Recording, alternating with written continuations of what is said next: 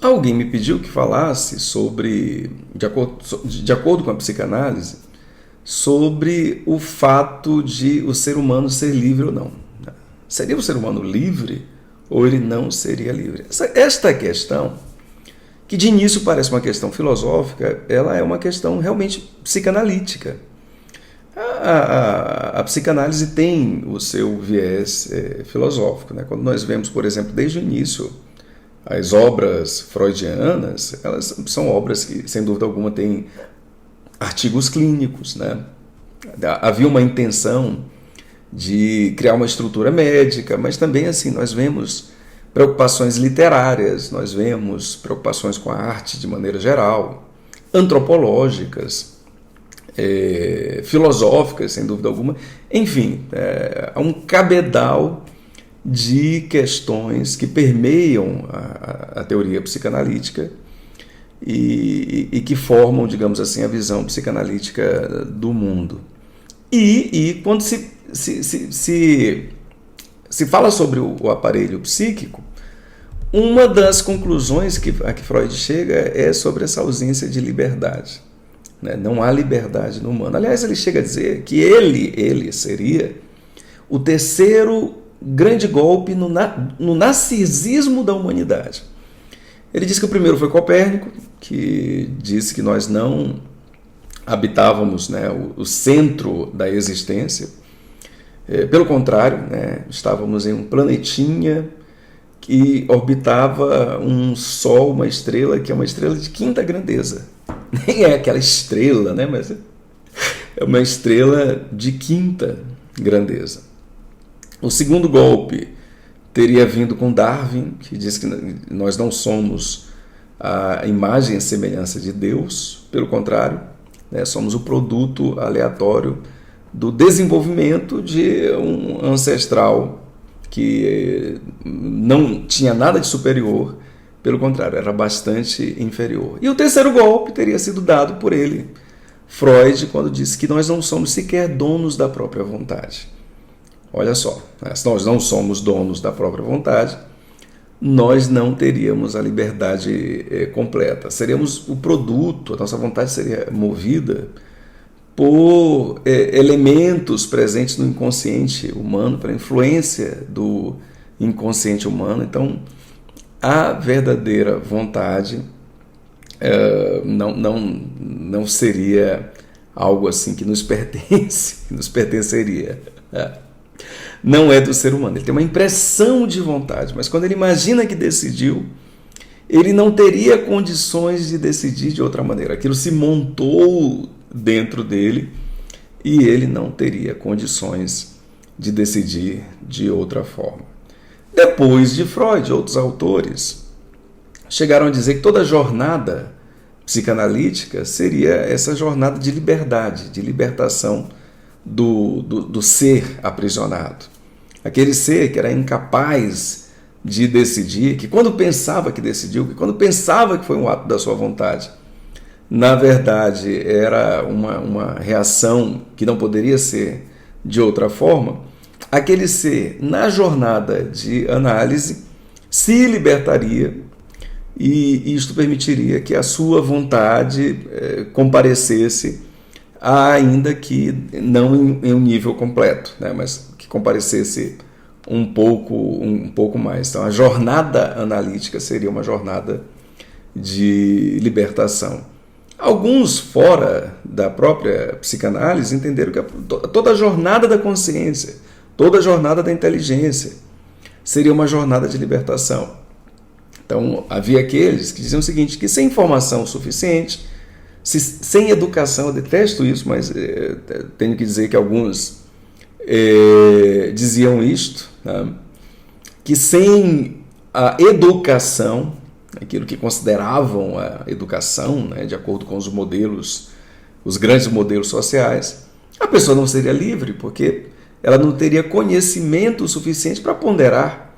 Então, ela seria simplesmente o produto da massa e, consequentemente, não livre. Ela agiria, mas ela não foi livre porque não tem consciência suficiente para dar iniciativa ao seu agir. Então, toda a reação de uma pessoa não suficientemente consciente seria toda a ação, aliás, todo o agir, toda a ação de uma pessoa não suficientemente consciente seria uma reação.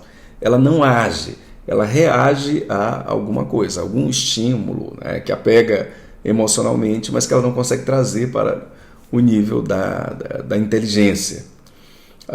Esse povo, inclusive, ele pensa que todo mundo é muito burro. Eu acredito na existência de massa, do comportamento de massa, sem dúvida alguma, isso é inegável. Acho que a inteligência humana tem se expandido, eu sou muito otimista nesse sentido. Tem algumas coisas que demonstram que o comportamento massificado está ruindo. A internet é muito importante, é por isso que odeiam tanto a internet, é por isso que falam mal da internet, é por isso que tentam dizer: a internet vai corromper as crianças, a internet vai deixar as crianças mais burras, a internet vai deixar as crianças mais violentas, né, os jovens mais violentos. Por que atacam tanto a internet? Porque querem tanto causar medo em todo mundo pela internet, porque a internet é libertadora. Ela pode ser mal utilizada, a pessoa pode ficar pior com a internet? Pode, mas essa pessoa... ela apesar de poder ficar pior, ela poderia ficar melhor. É diferente de outras coisas, né, onde não há um outro lado, não há possibilidade de ponderar. Sabe aquela informação completamente massificada, que só tem um lado? Isso não acontece na internet. Por mais que alguém invista muito para fazer campanhas, para mostrar um conteúdo, mas todo o restante está disponível. A verdade é esta. Sabe aquela história? Tem fake news? Tem. Sem dúvida alguma tem fake news. Assim como tem várias outras informações sobre o mesmo tema que são informações verdadeiras e que estão chegando em volume gigantesco a muitas pessoas. Então, o problema da internet, para quem quer regulá-la, na minha opinião, não são as fake news, não são as notícias falsas. Pelo contrário, são as notícias verdadeiras. A internet, ela emancipa, faz parte da sua natureza. E aí, quando isso acontece, o comportamento de massa começa a ruir, né? Começa a ver a polarização. Outro dia eu vi alguém dizer assim que, não, essa polarização já faz parte da alienação. Isto é o que os políticos querem, eles que se aproveitam disso. Ora, se os políticos estão se aproveitando disso, então por que eles estão tão desesperados com isso? Por que eles, com tanto desespero, tentam regular, falam mal? Se para eles é bom, eles deveriam incentivar. Não é bom coisa alguma. A polarização é o povo se libertando. E aí, claro, tentam espalhar essas coisas na massa, né? Essa polarização é ruim, né? Para ver se a massa engole e ajuda neste processo de castração da internet. Mas, enfim, o ponto é, as pessoas, elas estão se tornando mais inteligentes, sem dúvida alguma, mais bem informadas. Agora, estariam se tornando mais livres? Bom, para mim, a liberdade ela é possível, apesar de que ela implica em erros.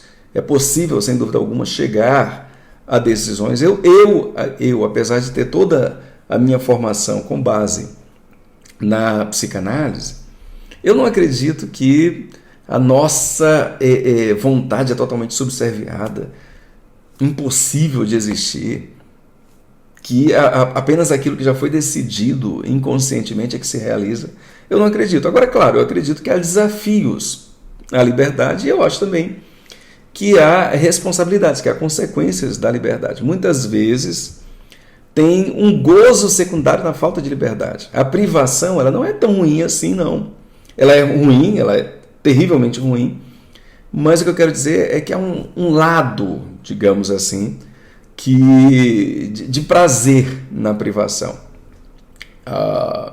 Mas aos poucos, as pessoas, sem dúvida alguma, podem experimentar a liberdade. Só que a liberdade em si, ela não é uma coisa tão pessoal quanto se imagina.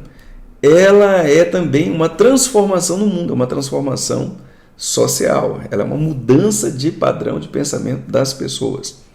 Então, para finalizar, as pessoas podem ser livres? Podem. Estão completamente livres? Não. E por que não estão livres totalmente? Porque seguem um padrão de pensamento que foi definido no passado e que eu acredito que vai ruir e que tem ruído dia após dia. A sociedade está se transformando, os modelos antigos não servem mais. Nós estamos diante de um ponto bífido. Sem dúvida alguma, vão surgir por aí as primeiras sociedades libertárias e me parece que este é um caminho sem volta.